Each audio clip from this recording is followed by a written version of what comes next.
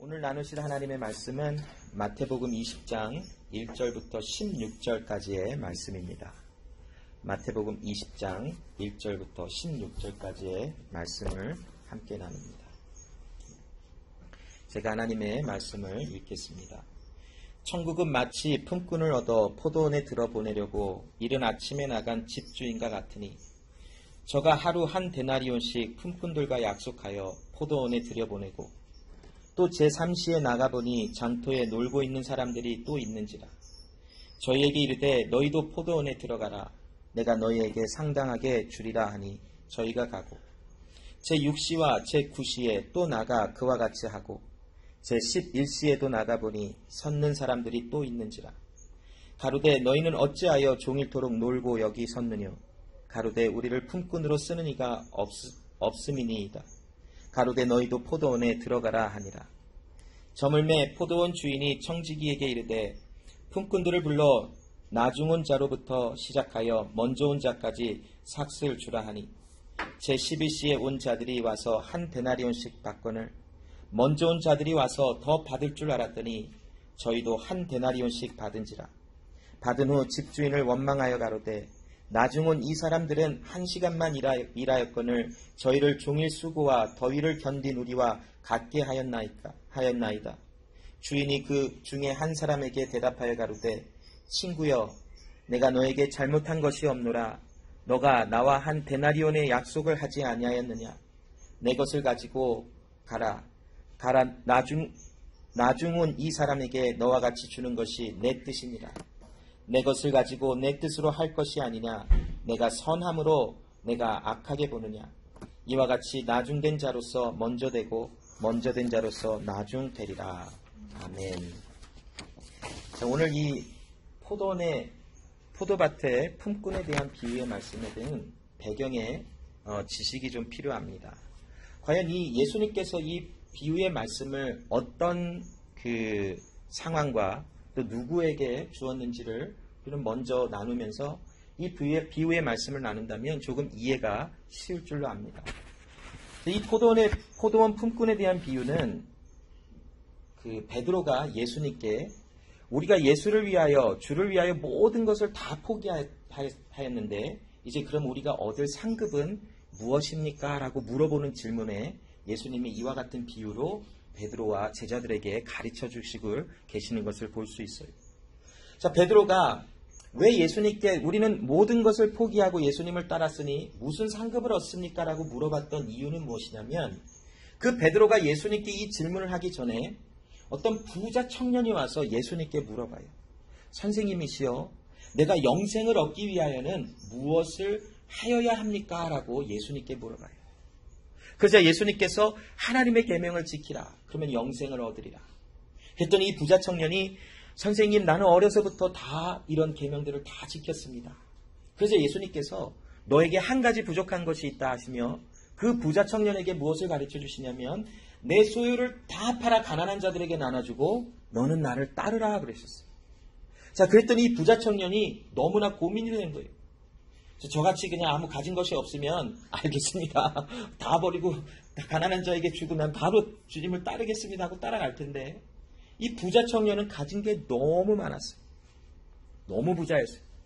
그것을 다 포기하고 가난한 자들에게 다 주고 예수님을 따르자니 마음이 너무 불편한 거예요. 그래서 근심하며 뒤돌아서 예수를 떠나갔더라라고 하는 말씀이 베드로가 예수님께 우리는 다 포기했으니 우리는 무슨 상급을 받습니까? 라고 하는 이 질문 앞에 나오는 에피소드였었어요. 자, 이제 부자 청년은 근심하며 예수를 떠나갔어요. 베드로가 거기서 가만히 생각을 해봤어요. 베드로가 좀 무식하다라고 소문이 났지만 굉장히 영악한 것 같아요. 굉장히 머리가 잘 돌아가요. 자, 바로 예수님께 질문을 해요. 예수님, 저 부자 청년은 아무것도 포기하지 아니하고 예수님을 떠나 저 갔으니까 저 사람은 간 것 치고 그러면 우리는 어떤 상급을 받습니까? 바로 예수님께 물어보는 거예요. 자, 우리는 예수를 따르려고 모든 것을 다 포기했습니다. 우리는 그러면 무슨 상급을 받습니까? 라고 예수님께 물어봐요. 자, 그 말씀이 마태복음 19장 27절부터 29절 또한 30절에 나오고 있는데 그 말씀 한번 읽어볼게요. 이에 베드로가 대답하여 가로되 보소서 우리가 모든 것을 버리고 주를 쫓아 싸우니 그런즉 우리가 무엇을 얻으리까? 예수께서 가라사대 내가 진실로 너희에게 이르노니 세상이 새롭게 되어 인자가 자기 영광의 보좌에 앉을 때에 나를 쫓는 너희도 12 보좌에 앉아 이스라엘 12지파를 심판하리라. 또 내 이름을 위하여 집이나 형제나 자매나 부모나 자식이나 전토를 벌인 자마다 여러 배를 받고 또 영생을 상속하리라. 그러나 먼저 된 자로서 나중되고 나중된 자로서 먼저 될 자가 많으니라. 자, 이 대답을 예수님께서 베드로에게 하셨어요. 자, 이 말씀에 보면 예수님께서 베드로의 질문에 어떤 부귀영화와 어떤 명예와 어떤 재물이나 어떤 많은 보상을 주시겠다라고 구체적으로 얘기하시지 않으셨어요. 예수님의 대답은 간단 명료하죠. 베드로가 내가 주를 위하여 모든 것을 포기하였으니 내가 받을 상급은 무엇입니까? 영생이라. 영원한 생명이라. 너는 나와 함께하며 내가 너와 함께하여 이제는 그리스도 예수 안에서 하나가 되었고 예수 안에서의 생명으로 너는 살아가리라 라고 하는 하나님의 엄청난 은혜와 복을 이야기해 주셨어요. 여기 30절에 먼저 된 자로서 나중되고 나중된 자로서 먼저 될 자가 많다라고 하는 말씀은 조금 구체적인 설명이 좀 필요한데 무엇이냐면 이 말씀을 보편적으로 뒤늦게 믿은 자가 먼저 믿은 자보다 더 믿음이 좋아진다라고 하는 이런 설명으로 우리가 많이 들어왔을 것이에요. 그러나 그 설명보다는 이 먼저 된 자로서 나중되고 나중된 자로서 먼저 될 자가 많다라고 하는 이 말씀의 구절과 이 27절로 29절의 관계 속에서 이 말씀을 해석해 보면 자, 먼저 된 자는 누구냐면 많은 재물을 가지고 그냥 이 세상에서 많이 살아가는 자들이에요. 나중된 자는 무엇이냐면 예수를 위하여 모든 것을 포기한 자들이에요. 그래서 먼저 된 자가 나중되고 나중된 자가 먼저 된다는 것은 예수를 위하여 모든 것을 포기한 자가 천국에서는 크다라고 말씀하시는 말씀과 동일한 거예요. 물론 천국에는 크고 낮음의 지위가 존재하지 않을 것이에요. 하나님의 말씀 가운데 동일하게 사랑과 은혜 속에서 살아가지 누가 높아서 누구를 군림하고 누가 누구를 다스리며 누가 누구에게 명령을 하는 그런 시스템이 아닐 것이에요. 이 말씀은 무슨 말이냐면 하나님의 나라와 영광이 그 자리에 있는 자들이 바로 먼저 되는 자라, 즉 큰 자라, 하나님의 나라에 들어간 자라라고 하는 말씀을 설명해 주고 있는 것이에요. 자, 그런데 이 베드로의 지금 질문을 우리가 한번 집중해 보길 원해요. 베드로가 과연 이 질문을 예수님께 왜 물어봤을까요? 자신은 어느 정도 자신이 있었거든요. 저 사람은 지금 부자 청년은 예수님의 말씀에도 거역을 하고 떠나갔는데 나는 또 우리 제자들은 예수님을 위해서 많은 것을 버리고 모든 것을 버리고 예수를 쫓아갔으니 이제 좋은 것을 얻을 거야 라고 하는 어떤 기대감이 있었어요. 여러분, 우리는 삶을 살아가면서 나는 저 사람보다 나아라고 하는 그런 생각이 굉장히 자주 들어와요. 딱 섰는데 내가 이 사람보다는 좀 잘생겼다 이런 마음이 조금 이렇게 들어오면 왠지 모를 자신감이 이렇게 딱 생기고 어깨가 쫙 펴지더라고요. 그런데 조금 더 잘난 사람이 오면 그냥 이렇게 조용히 떠나가서 좀 못한 사람을 찾아가서 옆에 그냥 가만히 서 있으려고 하는 성향들이 가끔 일어날 수 있어요. 살다가 너무 어려움을 당하면 나보다 조금 더 못한 사람을 생각해봐요. 쟤보단 낫다 나는 그래도. 그러면서 위로를 받으려고 해요. 어떤 사람이 예전에 저한테 그런 말을 했어요. 저는 형보다 나아요. 왜냐하면 저는 저 형보다 조금 더 신학을 일찍 시작해서 나아요.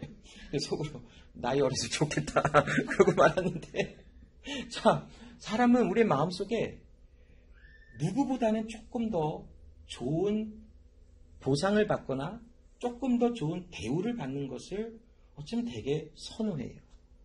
그래서 어딜 둘이 똑같이 들어갔는데 그 두 손님을 맞는 어떤 주인이 A라고 하는 사람은 아유 반갑습니다. B라는 사람은 어이구 반갑습니다. 그러면 이 B라는 사람은 아 역시 난 얘보다 낫다라고 하는 생각을 가질 것이. 이 마태복음 20장 20절로 22절의 말씀에 보면 제자들에게 그런 성향이 그대로 보여지고 있어요. 아까 조금 전에 읽었던 19장의 말씀에도 베드로는 아마 이런 생각을 했을지도 몰라요. 나는 쟤보다는 나을 수 있다. 저 부자 청년은 근심하며 떠나갔지만 나는 그래도 예수를 위하여 다 바치지 않았는가? 라고 하는 저 사람보다는 나는 조금 더 예수님께 조금 더 좋은 대우를 받을 수 있겠구나라고 하는 기대감이 있었을지도 몰라요. 오늘 여기 20장 20절로 22절의 말씀에도 보면 그 내용이 적나라하게 드러나고 있죠. 그때에 세베대의 아들의 어머니가 그 아들들을 데리고 예수께 와서 절하며 무엇을 구하니 예수께서 가라사대 무엇을 원하느뇨? 가로되 이 나의 두 아들을 주의 나라에서 하나는 주의 우편에 하나는 주의 좌편에 앉게 명하소서. 예수께서 대답하여 가라사대 너희 구하는 것을 너희가 알지 못하는도다. 나의 마시려는 잔을 너희가 마실 수 있느냐? 저희가 말하되 할 수 있나이다. 주님, 우리는 할 수 있습니다. 주님 말하시는 게 뭔진 아직은 잘 모르겠지만 다 할 수 있습니다. 그러니 나는 쟤네보단 나아요. 그러니까 조용히 우리 둘은 예수님의 나라에서 하나는 우편에 좌편에 앉아서 저 제자들보다는 높은 자리에 앉게 해주소서라고 요청을 하고 있어요. 왜요? 저 사람보다는 우리가 조금 더 낫다라고 하는 어떤 그런 마음들이 작동을 하고 있는 것이. 자, 마태복음 20장 24절로 28절을 조금 더 읽어볼게요. 열 제자가 듣고 그 두 형제에게 대하여 분이 여기거늘 예수께서 제자들을 불러 왜 분이 여겼을까요? 내 생각엔 내가 너보다 더 높을 수 있어. 아마 베드로가 가장 앞장섰을 것이 아마도 오해했다면 미안하겠지만 자 아마도 이 제자들은 굉장히 화가 났어요. 나머지 10명의 제자들은 야 너희 둘이 어찌 예수님께 가서 하나님 우편에 좌편에 앉게 하여달라고 요청을 하느냐. 왜 이런 불만이 나올까요? 사람들의 이 제자들의 마음속에는 각자가 나는 이 사람보다는 조금 더 조금이라도 더 많은 보상을 받을 자격이 있으라고 하는 생각들이 이 사람들의 마음에 있었을 것이에요. 예수님의 대답은 이방인의 집권자들이 저희를 임의로 주관하고 그 대인들이 저희에게 권세를 부리는 줄 너희가 알거니와. 예수님의 대답은 이러했어요. 세상의 시스템은 높은 자가 낮은 자를 다스리고 권세 잡은 자가 권세 잡지 못한 자를 다스리고 통치하지만 그러나 너희 중에는 그렇지 아니하다라고 해요. 너희 중에라는 것은 과연 무슨 말입니까? 바로 하나님의 나라가 임한 하나님의 사람들은 누가 누구를 통치하고 다스리고 군림하고 억압하고 누가 누구보다 더 좋은 보상을 받고 그런 차원이 아니라 그리스도 예수 안에 섬기며 서로가 서로를 높여주며 서로가 서로를 나누어주며 하나님의 사랑을 나누는 것이 하나님의 나라를 소유한 자들의 모습이다라는 것을 이야기해 주시고 있는 것이에요. 너희들은 그렇지 아니하니 너희 중에는 누구든지 크고자 하는 자는 너희를 섬기는 자가 되고 너희 중에 누구든지 으뜸이 되고자 하는 자는 너희 종이 되어야 하리라. 인자가 온 것은 섬김을 받으려 함이 아니라 도리어 섬기어야 하고 자기 목숨을 많은 사람의 대속물로 주려 함이니라라고 말씀을 합니다. 여러분 갈라디아서 2장 20절의 말씀이 우리에게 주고 계시는 교훈이 무엇입니까? 이제 내가 예수와 함께 십자가에 못 박혀 죽었나니 나는 더 이상 생명으로 살아가는 존재가 아닌 나로서. 그러나 무엇으로 살아가냐면 내 안에 그리스도 예수로 말미암아 하나님의 생명으로 말미암아 나는 하나님에 속한 자녀로서 살아가요. 그러면 그 의미는 무엇이냐면 예수님 안에 내가 있다라는 것이 내 생각과 내 하는 모든 것은 바로 예수 그리스도의 말씀이 나를 움직이게 하며 예수 그리스도의 말씀이 나를 행동하게 하고 예수 그리스도의 말씀이 나를 생각하게 하시는 은혜가 있게 되어진 것이. 그래서 예수께서 이 세상에 섬김을 받은 것이 아니라 섬기러 이 세상에 오셔서 하나님의 말씀을 따라 순종하여 하나님의 자녀들을 위하여 자신의 목숨을 내어주어 자신의 사랑을 나누어 주었다면 그리스도 예수와 함께 연합된 우리 하나님의 나라를 소유한 우리 역시도 그리스도 예수와 함께 다른 사람들을 섬겨주며 그들을 높여주어야 함이 마땅함이 아닙니까? 그러나 아직 제자들의 마음속에는 이 예수 그리스도의 하나님 나라로 임하시는 이 은혜를 아직 완전히 다 누리지 못하고 있는 상태이기 때문에 그럴 수 있어요. 그러나 이 제자들이 이렇게 싸우고 다투고 예수님 내가 주를 위하여 다 포기할 수 있나는 나에게 무슨 상급 주실 겁니까? 라고 물어봤던 제자들이 결국에는 다른 사람들을 섬기는 자리로 들어가 자신의 목숨을 내어주기까지 하셨던 예수님을 따라 자신의 목숨들이 위태롭고 죽임을 당하는 상황 속에서도 예수 그리스도의 복음의 은혜를 얼굴을 알지도 못하는 사람들에게 나누어주고 전달하며 결국 순교의 길을 걸어가지 않았습니까?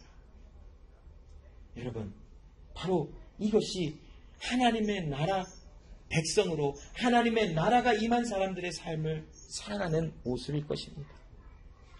에베소서 2장 8절에 보면 너희가 그 은혜를 인하여 믿음으로 말미암아 구원을 얻었나니 이것이 너희에게서 난 것이 아니요 하나님의 선물이라.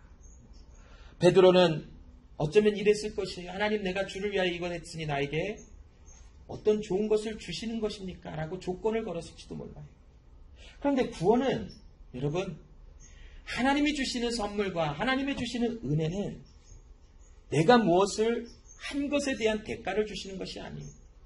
하나님께서 은혜로, 하나님이 값없이 우리가 어떤 값을 지불하지 않았는데 하나님이 은혜로 구원을 주시는 것, 이것이 바로 하나님의 나라에 속한 사람들이 받아 누리는 하나님의 복과 사랑과 은혜라는 것이, 오늘 포도원 품꾼의 비유는 바로 이러한 하나님의 은혜에 대한 것을 증거하고 있어요.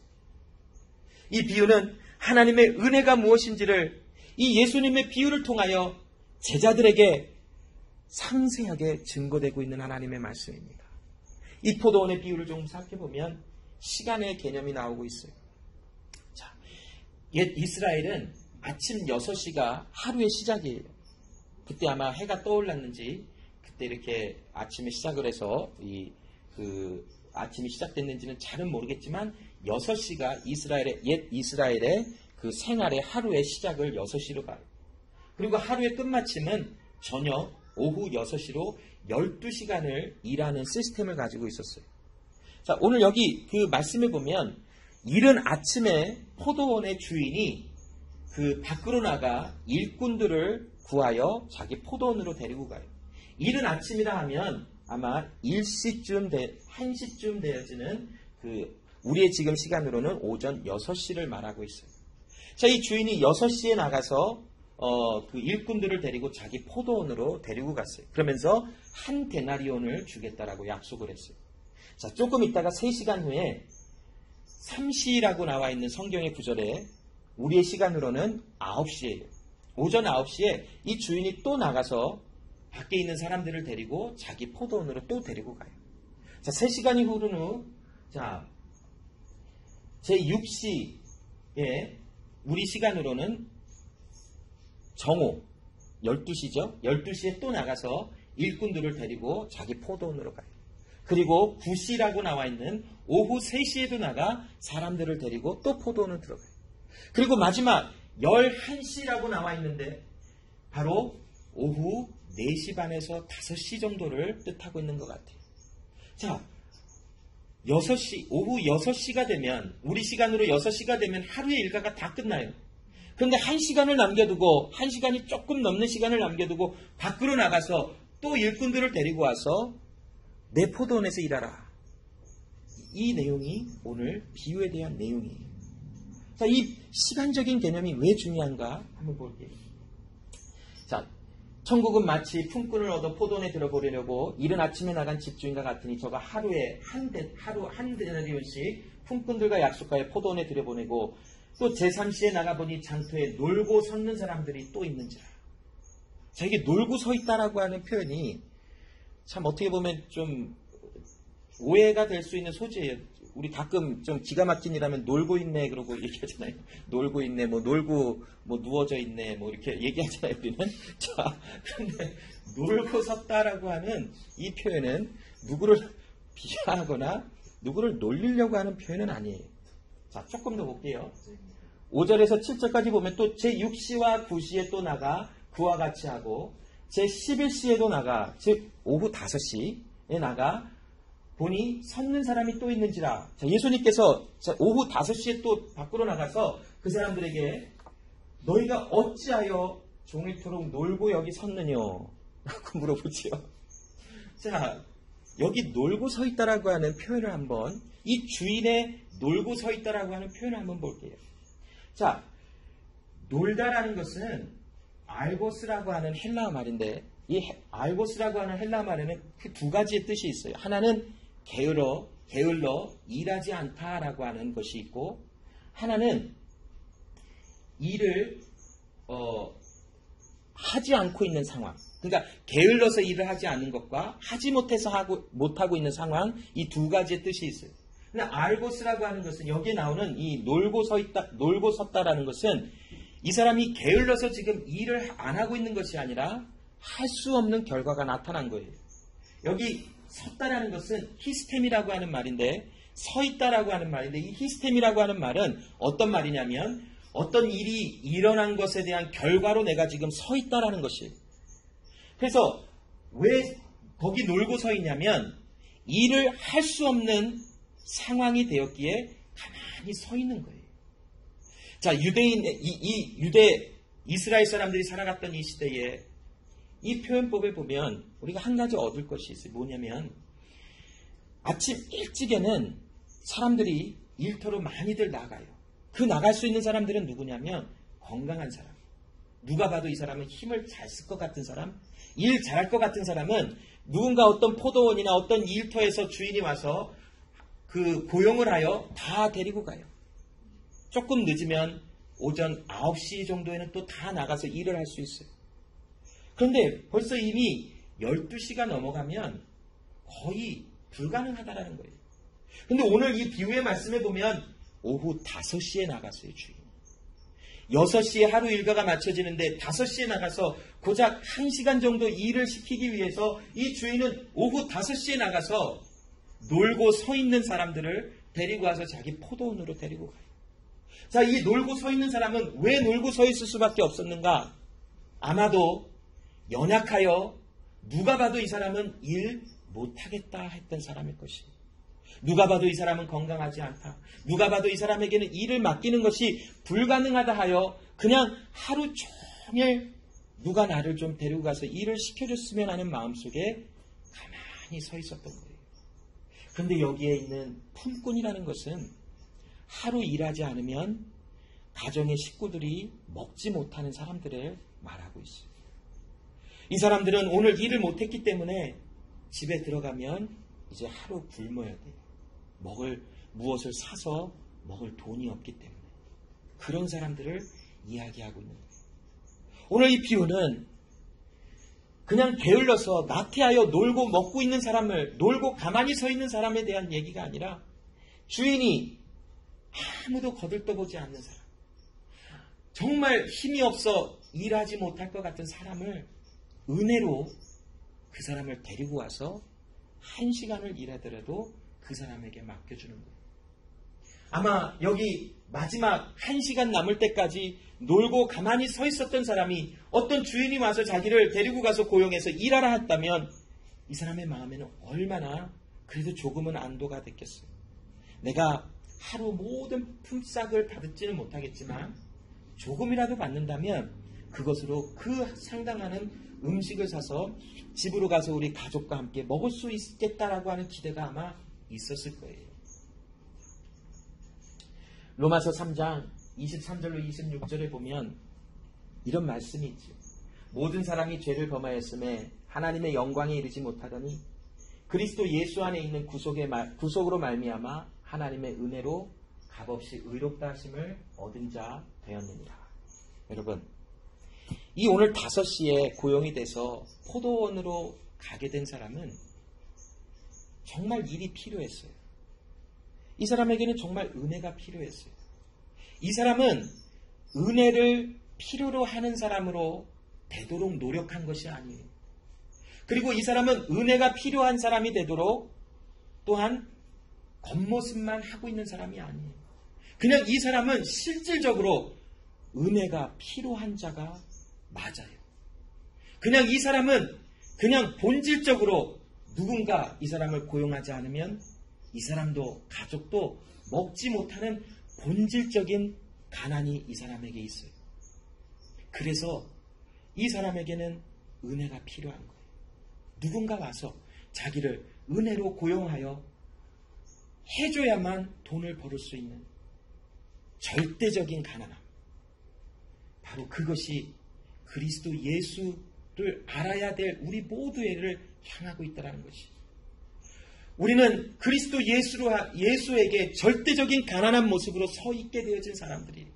그러니 오늘도 예수 그리스도를 바라보며 눈에 보이지 않는 예수 그리스도 하나님을 바라보며 그 하나님을 예배하고 있지 않는가.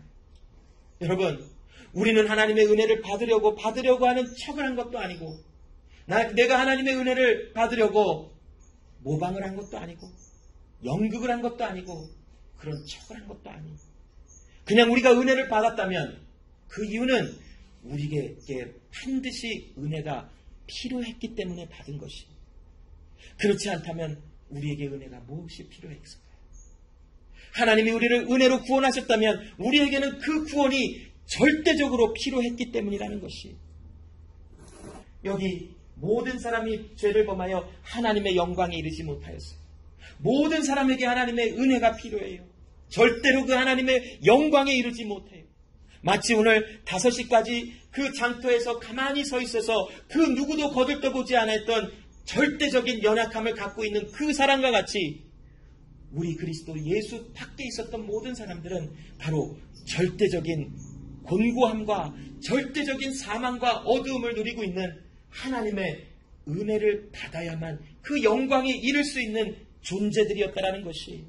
내가 무엇을 하였기 때문에 나에게 무엇을 줄 것입니까? 라고 질문할 수조차 없었던 그런 자들이라는 것이 바로 절대적인 가난. 바로 오늘 로마서 3장 23절로 26절이 그 말씀을 하고 있지 않습니까? 하나님이 아니고서는 우리는 절대로 살 수 없습니다. 하나님이 아니고서는 절대로 하나님 앞에 구원받을 수 없습니다. 하나님이 아니고서는 절대로 하나님의 영광에 이르지 못하는 절대적인 가난을 경험하고 있는 나의 모습입니다. 이것이 바로 우리의 모습이지 않았습니까? 그런데 하나님께서 값없이 의롭시 그리스도 예수 안에 있는 그 의를 우리에게 은혜로 허락해 주셨어요. 그럼 우리가 더 이상 무슨 말을 할 수 있을까요? 그 크신 은혜와 사랑 앞에서 무슨 말을 하실 수 있을까요?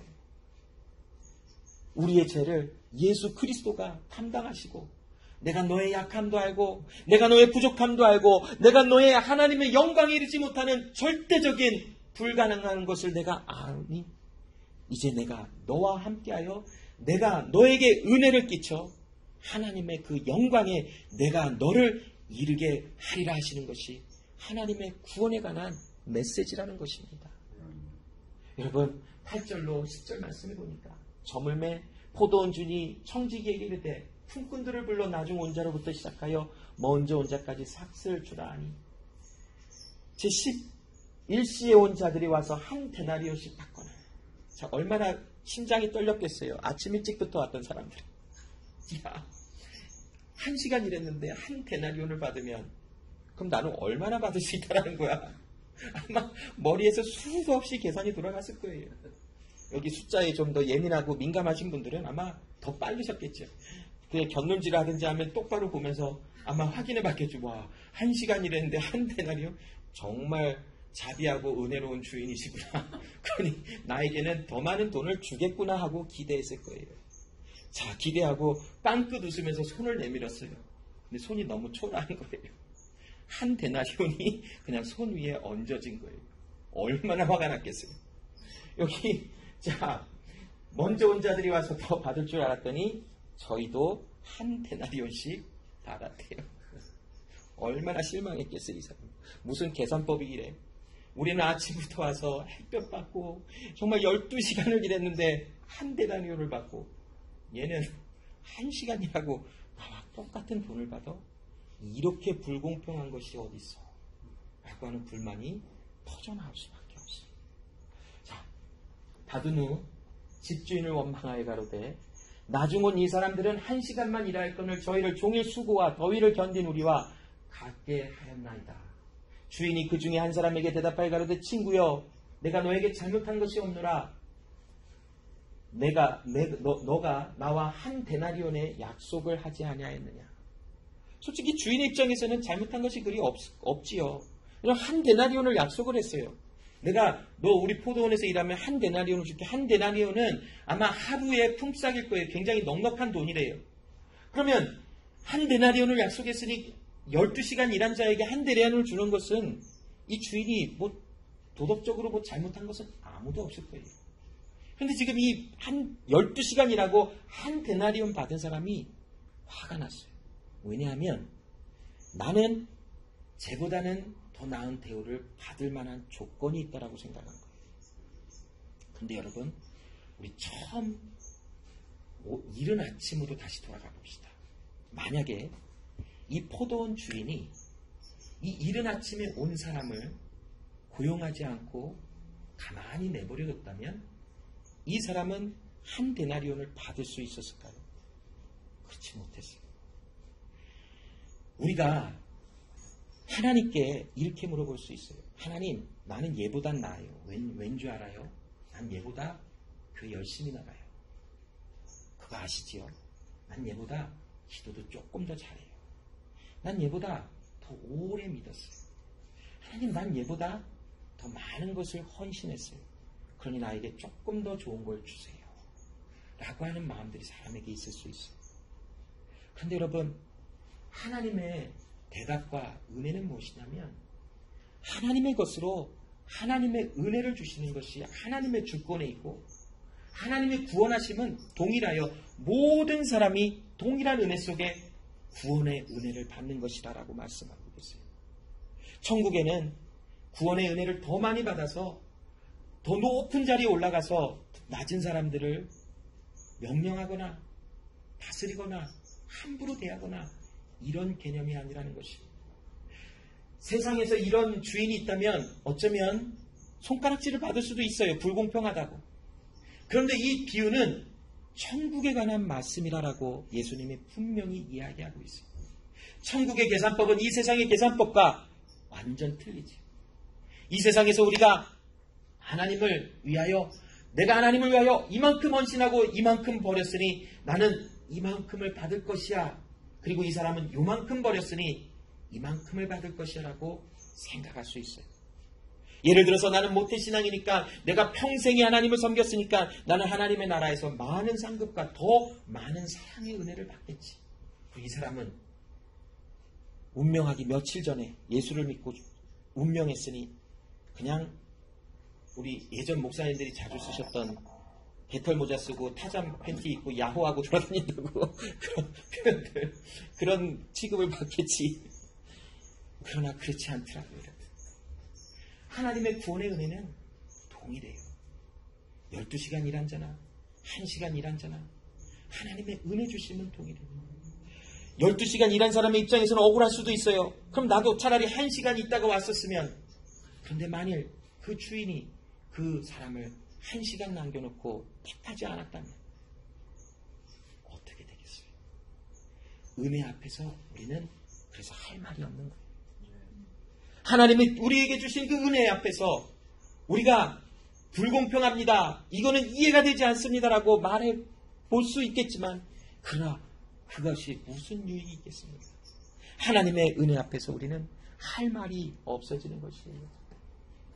여러분, 천국은 우리의 어떠한 성취나 우리의 어떠한 일구어 논 일로 인하여 보상받는 것이 아니에요.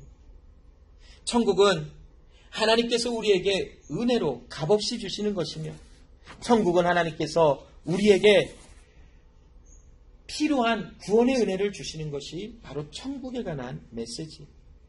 즉 우리가 보상받을 만한 또한 상급으로 받을 만한 어떤 일을 하였기 때문에 우리에게 주시는 것이 아니라 우리의 절대적인 가난에, 우리의 절대적인 빈곤과 절대적인 예수의 필요한 사람에게 하나님이 주시는 은혜이라는 것입니다.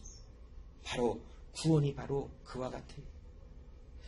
자, 여러분, 오늘 우리가 이 말씀을 나누고 이제 마치면서 우리가 한번 생각해 봅시다. 왜 하나님의 선하심이 일어나는 데에 우리의 화가 나는 일이 있을까요? 분명히 이 주인은 하나님을 지금 예표하며 설명하고 있죠. 하나님께서 어떤 사람에게 정말 사람의 눈으로 봤을 때 이 사람은 똑같은 구원의 은혜를 받을 것 같지 않은데 하나님이 그에게 구원의 은혜를 주셨어요. 그럼 어떤 사람에게는 화가 나요. 왜 그럴까요? 왜 어떤 사람에게 하나님의 은혜 가운데 선하신 가운데 좋은 복의 은혜를 받아 누리면 왜 그것이 우리에게는 못마땅할까요? 오죽했으면 사촌이 땅 사면 배 아프다라고 하는 말들이 막 나오지요. 정말 우리가 그리스도 예수 안에서 함께 믿음 생활하다가 어떤 사람이 하나님의 많은 은혜를 받았어요. 단순히 물질적인 것만이 아니라 하나님께서 행하시는 일 속에서 어떤 하나님의 행하심이 보여졌어요. 그래서 갑자기 좋던 관계가 조금씩 멀어져요. 이렇게 멀어지면서 이제 마음이 이제 울그락불그락해져요. 내가 얘보단 나은데. 그런데 나는 이 모양이고 얘는 이런 복을 받았어? 하나님은 얘를 이렇게 사랑하시는 것을 이렇게 확증해 주시고 나타내 주셨어? 나는 뭐야? 그러면서 이제 하나님께 따지기 시작해요. 하나님, 어찌하여 그러셨습니까? 나는 얘보단 안 돼. 이런 마음들이 있게 되어지는 원인이 무엇입니까? 여러분, 우리는 때로는 공의를 외치면서 그 공의로 우리의 질투와 시기를 포장하여 다른 사람을 공격하지는 않습니까? 나는 열심히 일해서 열심히 봉사하고 헌신해서 하나님께 이런 은혜를 받아 구원의 은혜 속에 있는데 이 사람은 별로 안 하니까는 이 사람은 하나님의 공의에도 모자란 사람이야.